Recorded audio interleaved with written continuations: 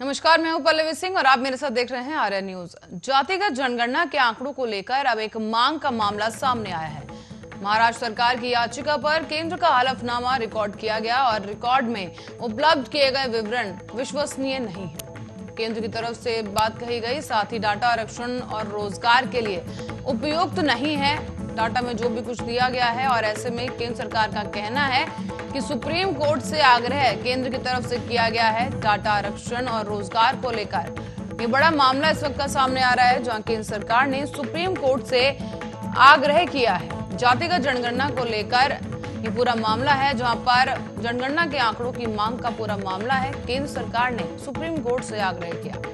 महाराष्ट्र सरकार की याचिका पर केंद्र के हलफनामा को लेकर ये विवाद सामने आया है। साथ ही सुप्रीम कोर्ट से केंद्र की तरफ से अपील की गई, रिकॉर्ड में उपलब्ध विवरण विश्वसनीय नहीं है। केंद्र का मानना है कि डाटा आरक्षण रोजगार के लिए उपयुक्त नहीं है। और इसी बीच रुक करेंगे एक और बड़ी खबर की ओर। तो लखनऊ से खबर सामने आ रही है, जहां विकास प्राधिकरण की किसानों के साथ एक बैठक जारी है। प्राधिकरण उपाध्यक्ष अक्षय त्रिपाठी मीटिंग में मौजूद और किसानों की समस्या के संबंध में ये बैठक की जा रही है, जहां किसानों की समस्या का निस्तारण करने का आश्वासन जताया गया।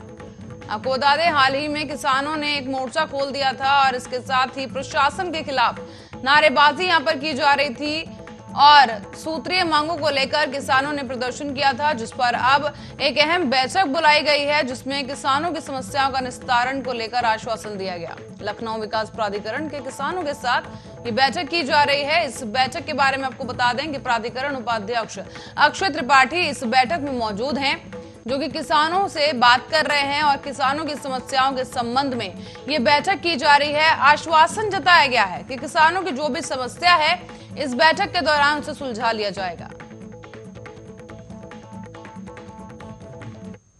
तो वहीं बीजेपी सांसद वरुण गांधी 3 दिवसीय दौरे पर अपने संसदीय क्षेत्र पीलीभीत पहुंचे हैं। यहां पर उन्होंने बेड़पुरा गुरुद्वारे पहुंचकर सिख किसानों के साथ माथा टेका। इस दौरान वरुण गांधी ने कहा है कि वो हमेशा किसानों के साथ खड़े हैं। उन्होंने आगे ये भी कहा कि मैंने जब भी किसी के साथ अन्याय होते देखा तो हमेशा आवाज उठाई है।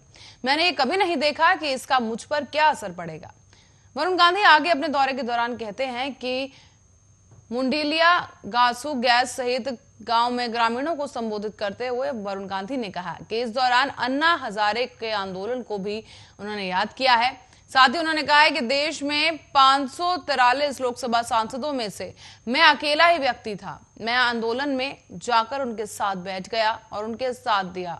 ऐसे में ही किसानों का पूरी तरीके से साथ दूंगा। अन्ना हजारे के आंदोलन में भी मैंने यही नहीं पूछा कि मेरा दल उनके साथ है कि नहीं, लेकिन मेरा दिल उनके साथ था। ये मेरे लिए काफी है। बता दें कि इससे पहले वरुण गांधी ने किसानों के मुद्दे पर सीएम योगी आदित्यनाथ को चिट्ठी भी लिखी थी। इसमें उन्होंने गन्ने की कीमतों में उल्लेखनीय वृद्धि करने और गेहूं और धान की सरकारी खरीद पर बोनस देने और प्रधानमंत्री किसान योजना की राशि को दोगुना करने के लिए और डीजल पर सब्सिडी देने की मांग उठाई थी।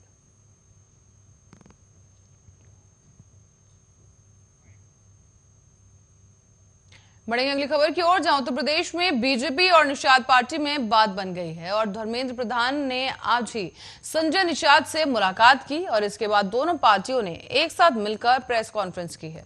इस दौरान धर्मेंद्र प्रधान ने बताया कि यूपी चुनाव के लिए बीजेपी और निषाद पार्टी का औपचारिक गठबंधन अब हो गया है। अपना दल भी बीजेपी के साथ मिलकर अब चुनाव लड़ेगा। ऐसे में केंद्रीय शिक्षा मंत्री और उत्तर प्रदेश के आगामी विधानसभा चुनाव के लिए बीजेपी द्वारा प्रभारी बनाए गए धर्मेंद्र प्रधान ने कहा है कि 2022 का यूपी विधानसभा चुनाव काफी अहम होने वाला है। प्रधानमंत्री नरेंद्र मोदी और मुख्यमंत्री योगी आदित्यनाथ पर जनता को भरोसा है। 2022 के चुनाव में अब बीजेपी सफल होगी। उन्होंने कहा है कि पिछले 3 दिन से मैं उत्तर प्रदेश में हूं। आज एक सुखद संयोग है कि निषाद पार्टी के साथ बीजेपी का गठबंधन है। 2022 में हम मिलकर ताकत के साथ लड़ेंगे और इसकी घोषणा दोनों पार्टी के नेताओं ने एक साथ की। अपना दल भी हमारे साथ जुड़ा हुआ है और धर्मेंद्र प्रधान ने कहा कि मेरा विश्वास है कि बीजेपी 2022 के चुनाव में हर समाज को गहराई के साथ लेने में सफल होगी। वहीं बीजेपी प्रदेश अध्यक्ष स्वतंत्र देव सिंह ने भी कहा है कि पहले से ही संजय निषाद हम सब मिलकर चुनाव लड़ते हैं, एनडीए का हिस्सा है। और 2022 में फिर से एक बार मिलकर पीएम मोदी और सीएम योगी के नेतृत्व में, संजय निषाद के नेतृत्व में आगे बढ़ेंगे और मिलकर चुनाव लड़ेंगे।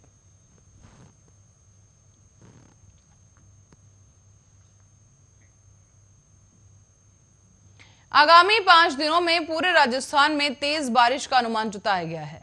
राज्य के पूर्वी हिस्से में मानसून सक्रिय बना रहेगा और ज्यादातर भागों में हल्के से मध्यम बारिश दर्ज की जाएगी। बता दें कि दक्षिणी भागों में कुछ हिस्सों में भारी बारिश होने की संभावना है। बताते चले कि श्रावण मास में सुस्त पड़े मानसून प्रदेश भर में भाद्रपद मास अश्विनी मास में खुशखबरी लेकर आया। मानसून के इस सत्र में अब तक राज्य के ज्यादातर जिलों में औसत या फिर औसत से ज्यादा बारिश दर्ज की जा चुकी है। राजस्थान के दक्षिणी भाग के सिरोही जिले में औसत से करीब 38% कम बारिश दर्ज की गई, तो वहीं राज्य के उत्तर पश्चिम में श्रीगंगानहर में औसतन 32% बारिश कम दर्ज की गई है। राज्य के कोटा संभाग में भी शेखावटी क्षेत्र में कई जिलों में औसत से ज्यादा बारिश दर्ज की गई। आगामी 5 दिनों में अब यह अनुमान लगाया है कि राजस्थान में तेज बारिश हो सकती है। राज्य के पूर्व हिस्से में भी मानसून सक्रिय बना रहेगा और ज्यादातर भागों में हल्के से मध्यम दर्जे की बारिश होगी। वहीं दक्षिणी भागों के कुछ हिस्सों में भारी बारिश होने की संभावना भी जताई गई। इसी बीच प्रदेश के बीकानेर और जोधपुर संभाग में आगामी 2 दिनों तक कहीं कहीं हल्की से मध्यम दर्जे की या फिर कोटा और उदयपुर की अगर बात करें तो यहां पर संभागों में हिस्से में ज्यादा बारिश होने की संभावना भी जताई गई है। इसी के साथ ही बताते चले कि आईएमडी के अनुसार वर्तमान में जिस तरीके से मानसून पर देखा जा रहा है तो दक्षिण पश्चिमी झारखंड और छत्तीसगढ़ में उत्तर में चक्रवाती सर्कुलेशन के साथ कम दबाव का क्षेत्र बना हुआ है। आगामी 3 दिनों में पश्चिम और उत्तर पश्चिम की ओर उत्तरी छत्तीसगढ़ और उत्तरी मध्य प्रदेश में चक्रवाती सर्कुलेशन के आगे बढ़ने की उम्मीद है। एक चक्रवाती सर्कुलेशन पश्चिमी राजस्थान और उसके पड़ोस में निचले क्षोभ मंडल में स्थित है और ऐसे में 24 सितंबर तक इसके वहीं रहने की उम्मीद जताई गई। इसी बीच बिसलपुर बांध का जलस्तर पहुंचा है अब 311.62 और आरएल मीटर। पेयजल आपूर्ति के लिए प्रदेश सबसे बड़े बांधों में शुमार बिसलपुर बांध में लगातार पानी की आवक का सिलसिला जारी है। ऐसे में कैचमेंट एरिया में अच्छी बारिश से बीते 10 दिनों में बारिश के चलते बांध में पानी के आने से जलस्तर में इजाफा हो रहा है। शुक्रवार सुबह को बांध का जलस्तर 311.62 आरएल मीटर दर्ज किया गया। जल संसाधन विभाग की माने तो अधिकारियों के मुताबिक 7 से 10 दिनों में और पानी की आवक से स्थितियों में कई बदलाव देखने को भी मिल सकते हैं। अब तक मानसून सीजन में कुल 16.2 टीएमसी पानी आ चुका है। इससे लगभग साल भर के अधिक पानी की आपूर्ति आसानी से की जा सकती है।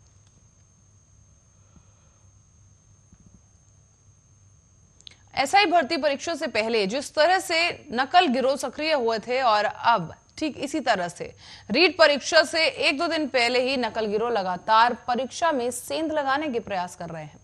यह हालात तो तब हैं जब पूरे देश की पुलिस पहले ही सक्रिय हो चुकी है और संदिग्धों पर नजर बनाए हुए है। इस बाद अब दौसा पुलिस ने कुछ संदिग्धों पर हाथ मारा और उनकी बातचीत और उनके पास से मिली जानकारी में सामने आ रहा है कि गिरोह नेट परीक्षा के प्रभावित करने की तैयारी में है। तैयारी किस तरह से कर रहे थे? इससे पहले जोधपुर में और डूंगरपुर में छापेमारी कर कैश के साथ कुछ लोगों को पकड़ा जा चुका है जो रीट को प्रभावित करने की तैयारी में थे। दरअसल दौसा की कोतवाली पुलिस को सूचना मिली थी कि एक कार में 4 लोग जो उसकी संदिग्ध दिख रहे हैं और उसी बीच पुलिस ने उनको दबोचने का प्रयास किया तो वो एकदम से वहां से भागने की तैयारी करने लगे। बाद में उनको दबोच लिया गया और कोतवाली पुलिस ने जांच पड़ताल की तो पता चला कि उनमें से कुछ लोग दौसा के नहीं हैं। उनके पास से 5 लाख रुपए बरामद किए गए। फोन की पड़ताल और जांच में यह भी सामने आया कि वो गलत तरीके से रीट की परीक्षा को प्रभावित करने की प्लानिंग कर रहे थे। ये तरीके क्या थे, इस बारे में पुलिस पड़ताल कर रही है। हालांकि पुलिस का यह मानना है कि दौसा में इस तरह के और भी लोग हो सकते हैं। चोरों की संदिग्धों से खुद उनके एसपी और उनकी स्पेशल टीम पूछताछ कर रही है। साथ ही दोपहर के बाद इस बारे में एक बड़ा खुलासा करने की तैयारी भी सामने आई है। रीट परीक्षा में थाने की पुलिस और पुलिस लाइन के जाब्ते को पहले ही तैनात कर दिया गया और साथ ही आपको बताते चले कि एसओजी, एटीएस, आईबी और साइबर सेल अपनी तरह से तकनीक की मदद को लेकर संदिग्धों पर नजर बनाए हुए है। साइबर सेल की अगर बात करें तो साइबर सेल हर जिले में सक्रिय है और पुलिस अधीक्षकों के अंडर में बहुत से मोबाइल फोन को सर्विलेंस पर रखा गया है। उधर पुलिस कंट्रोल रूम के जरिए भी उन हर जगहों पर नजर रखी जा रही है जहां पर सीसीटीवी कैमरा लगे हुए हैं। ये कैमरे पुलिस कंट्रोल रूम से जुड़े हुए हैं ताकि उन पर साफ तौर पर निगरानी की जा सके।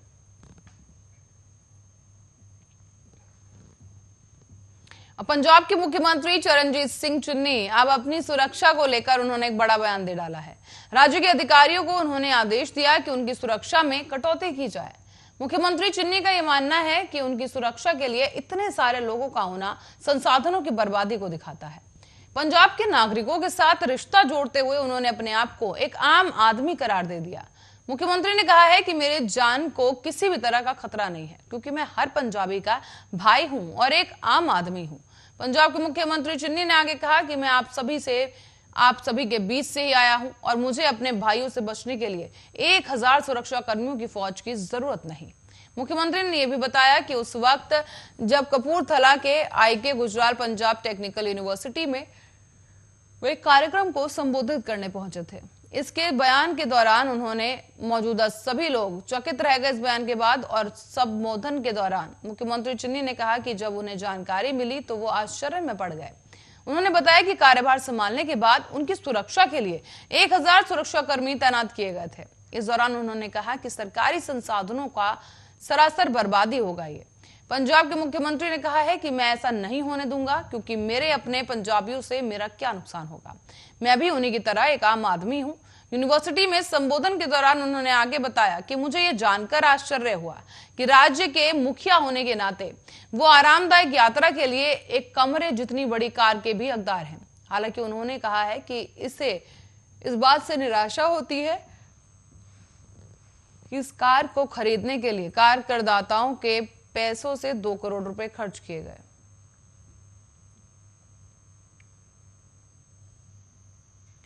और नेशनल हाईवे 2 पर शुक्रवार को सुबह को एक पिकअप वैन ने एक ही परिवार के 3 लोगों को रौंद डाला है। सड़क हादसे में घटनास्थल पर ही तीनों की मौत हो गई, तो वहीं मरने वालों में 2 महिलाएं और 1 किशोर शामिल है। तीनों लोग अपने घर के बाहर रस्सी बीन रहे थे और इसी दौरान तेज रफ्तार एक पिकअप वैन ने सबको कुचल दिया है। एक ही परिवार के 3 लोगों की मौत के बाद अब पथलकटी गांव में कोहराम मच गया है। साथ ही परिसरों का रो रो कर बुरा हाल है। घटना से आक्रोशित हुए स्थानीय लोगों ने सड़क जाम कर दिया और इस पूरे मामले की सूचना शेरघटी थाने की पुलिस बल को दी गई, जिसके बाद पुलिस मौके पर पहुंची और लोगों को समझाकर जाम हटाने की कोशिश की गई। पिकअप वैन का चालक फरार हो गया है। साथ ही शेरघटी थाना अध्यक्ष दिनेश कुमार ने बताया कि शव को पोस्टमार्टम के लिए अनुग्रह नारायण मगध मेडिकल कॉलेज अस्पताल भेज दिया गया है। तेज रफ्तार पिकअप वैन की वजह से रौंदने वाले चालक ने भागने के क्रम में एक युवक को भी टक्कर मार दी, जिसकी वजह से वो युवक गंभीर रूप से घायल हो गया है। युवक को इलाज के लिए शेरघटी अनुमंडलीय अस्पताल में भर्ती कराया गया और गौरतलब है कि 12 घंटे में नेशनल हाईवे 2 पर हुई सड़क हादसे में 5 लोगों की दर्दनाक मौत हो चुकी है। बीते गुरुवार की शाम को भी तेज रफ्तार कंटेनर ने बाइक को रौंद डाला था, जिसमें 2 महिलाओं की मौत हो गई थी और अब शुक्रवार की सुबह एक ही परिवार के 3 लोगों को पिकअप वैन ने रौंद दिया है।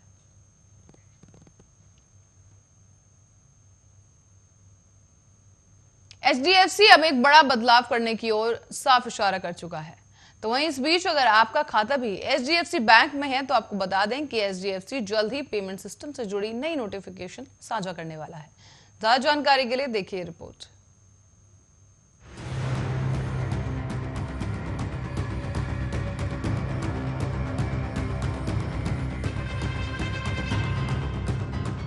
HDFC auto debit payment system में एक बड़ा बदलाव होने जा रहा है, जो ग्राहकों के बेहतर अनुभव को ध्यान में रखते हुए होने जा रहा है। दरअसल 1 अक्टूबर से नया डेबिट पेमेंट सिस्टम लागू किया जाएगा।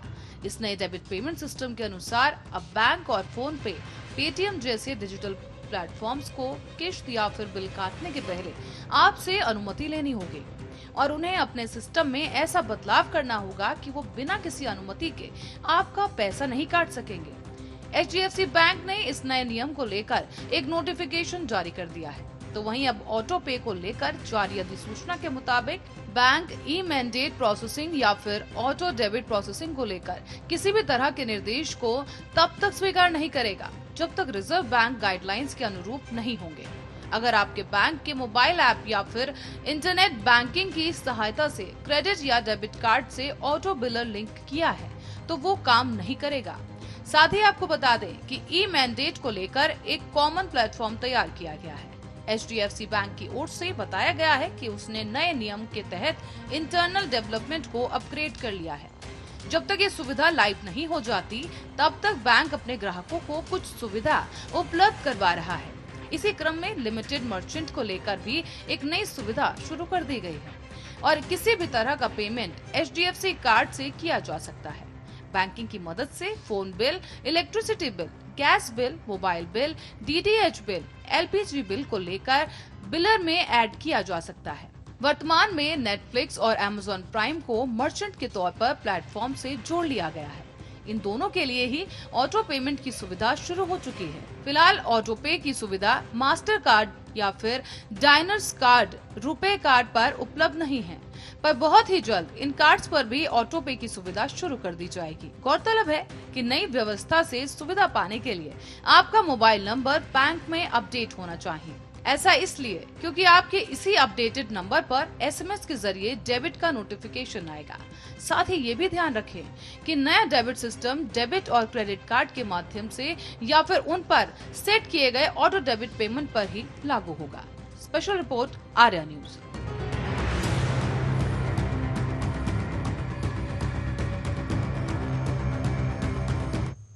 और कोरोना महामारी शुरू होने के बाद सबसे ज्यादा ध्यान दुनिया की स्वास्थ्य सुविधाओं की तरफ गया, जहां पर लगातार लोग परेशान थे, कोरोना संक्रमण की चपेट में आ रहे थे। लेकिन सभी सरकारों ने अपने देश की स्वास्थ्य व्यवस्था को दुरुस्त करने में अपनी पूरी ताकत झोंक दी। फिर भी इस महामारी के दौर में स्वास्थ्य सुविधाएं सभा में मदद पहुंचाने में नाकाबिल साबित हुई। स्वास्थ्य संगठन की ओर से इन सुविधाओं के आधार पर अब एक लिस्ट तैयार की गई है। WHO की क्या है वो लिस्ट, देखिए इस रिपोर्ट में।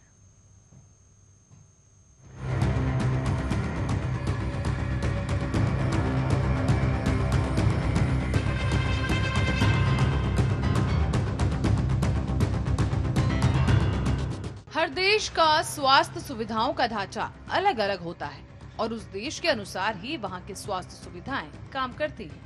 लेकिन क्या आपको ये पता है कि किन देशों की हेल्थ केयर सिस्टम सबसे अव्वल है?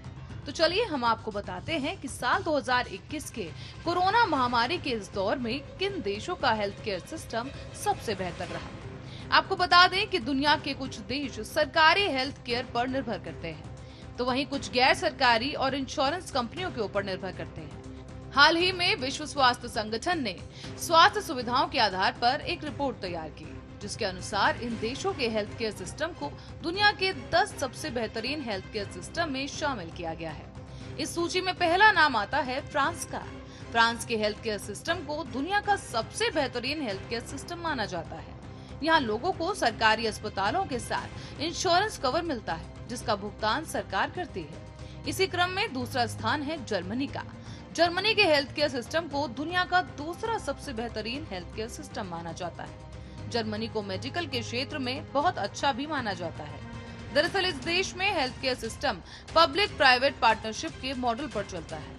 फिर बारी आती है सिंगापुर की। तो बता दें कि सिंगापुर दुनिया का पहला ऐसा देश है जिसकी स्वास्थ्य व्यवस्था पूरे यूरोप के देशों को टक्कर दे सकती है। यहाँ के लोगों के सरकारी अस्पतालों के अलावा सरकारी बीमा कवर भी लोगों को दिया जाता है। इसी कड़ी में चौथे स्थान पर है ब्रिटेन।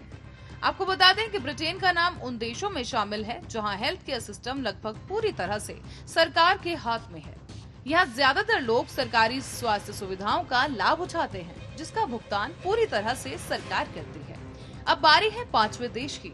तो बता दें कि पांचवें नंबर पर है ऑस्ट्रेलिया। ऑस्ट्रेलिया का हेल्थ केयर सिस्टम दुनिया के 5 सबसे बेहतरीन हेल्थ केयर सिस्टम में शुमार है। यहाँ भी पब्लिक प्राइवेट पार्टनरशिप के मॉडल पर ही स्वास्थ्य सुविधाएं मुहैया कराई जाती है। आगे बढ़ते हैं और आपको बताते हैं छठे नंबर पर कौन है। तो छठे नंबर पर है स्विट्जरलैंड, जिसका नाम भी दुनिया के बेहतरीन हेल्थ केयर सिस्टम में आता है। यहाँ सभी नागरिकों को प्राइवेट कंपनियों द्वारा इंश्योरेंस कवर दिया जाता है। यहाँ की सभी हेल्थ केयर सुविधाएं प्राइवेट कंपनियों के हाथों में होती है। 7वें नंबर पर है United Arab Emirates. United Arab Emirates में हेल्थ केयर सिस्टम भी दुनिया की सबसे बेहतरीन हेल्थ केयर सिस्टम में शामिल है। यहाँ सरकार द्वारा ही स्वास्थ्य सुविधाएं दी जाती हैं और इसके साथ ही अब यहाँ प्राइवेट सेक्टर भी तेजी से ग्रो कर रहा है। 8वें नंबर पर है नीदरलैंड। नीदरलैंड की स्वास्थ्य सुविधाओं को भी दुनिया की सबसे 10 बेहतरीन स्वास्थ्य सुविधाओं में शुमार किया जाता है।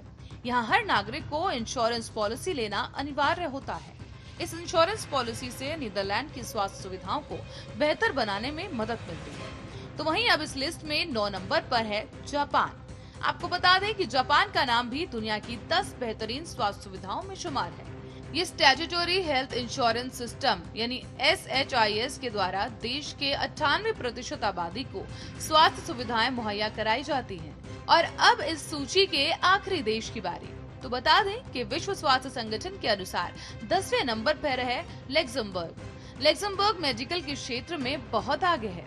यहाँ सरकार द्वारा हेल्थ केयर सिस्टम को चलाया जाता है। ये चंद देश हैं जहाँ स्वास्थ्य सुविधाओं के कारण लोगों की सहूलियत का खास ध्यान रखा जाता है। हालांकि दुनिया के बाकी देश भी अब स्वास्थ्य सुविधाओं को बेहतरीन बनाने की ओर अग्रसर हैं, खासकर इस कठिन वक्त में जब पूरी दुनिया कोरोना संक्रमण की मार झेलने को मजबूर है। Special report Arya news.